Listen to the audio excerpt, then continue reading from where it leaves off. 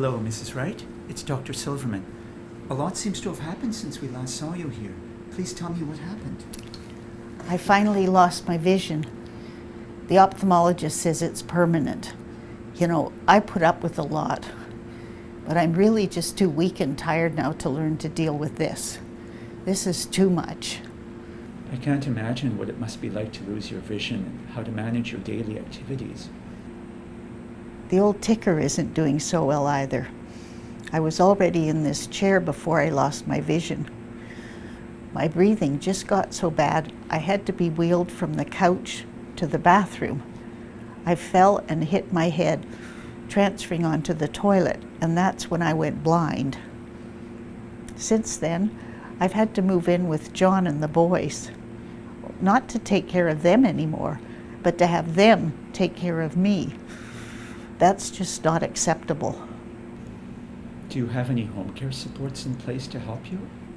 It's really not that. There is a home care worker who comes a few hours a day, and I know John would do anything for me. I've just had enough. I can't get enough air to talk to them. I'm too weak and tired to learn to feel my way around things. I spend all day and night sleeping anyway. I think it's my time to go. What do you mean by that, Mrs. Wright? What I mean is, I've always been a fighter, but even I know when enough is enough. I want you to help me die with dignity.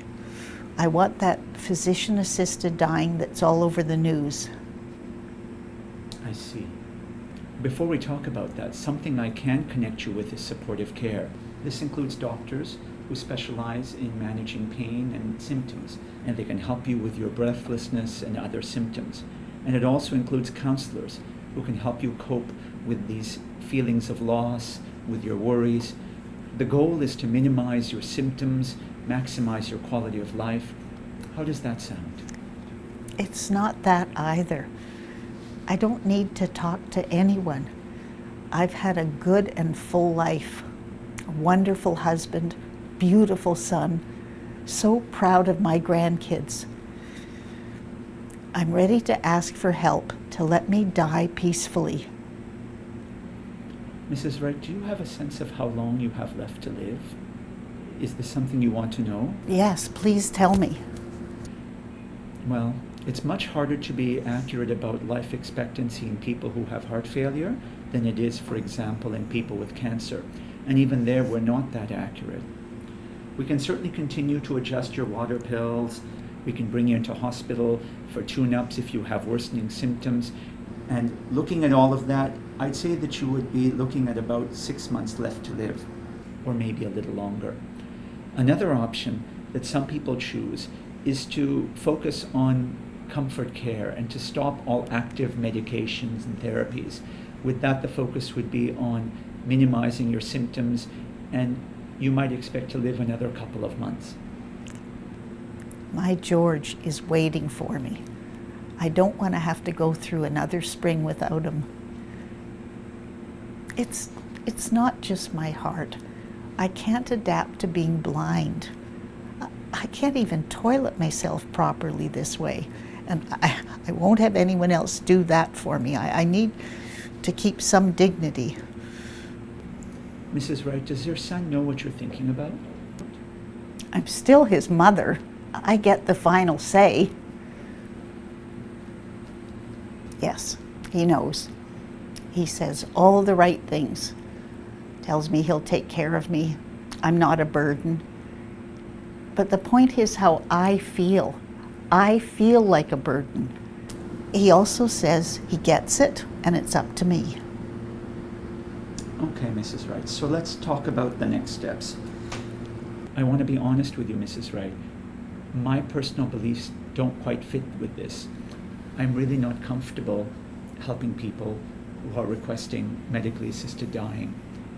However, I do respect you and I respect your wishes. I will arrange to transfer your care to another medical doctor who is comfortable talking to people about medically assisted dying and is willing to help them if they want to proceed. Well, I'll be sorry to lose you, Dr. Silverman. I understand this isn't for everyone. I appreciate you saying that, Mrs. Wright. So the first question is whether you want this to happen at the hospital or at home. UHN only provides this intervention in the hospital, and we're limited to the usual hospital rules in terms of setting and any special cultural or religious observances. If you want this to happen at home, then we would have to do things differently. I don't want John and the boys home to have this memory of me. So, hospital, please. Okay. I'm so grateful to hear this is an option for me. As you might expect, there's some paperwork involved to ensure nothing is missing. For instance, there's a request form that you'll have to sign if you want to proceed. I'll arrange the transfer of your care, and the other doctor who will see you is the person you give the form to. He or she will likely get the people who do the assessment to see you. You know, Mrs. Wright, I only wish the best for you. It's been a privilege knowing you and looking after you for all these years. You know you can always come back to me if you choose to change your mind, don't you? Yes. Thank you for everything you've done for me, Dr. Silverman, including what you're doing now.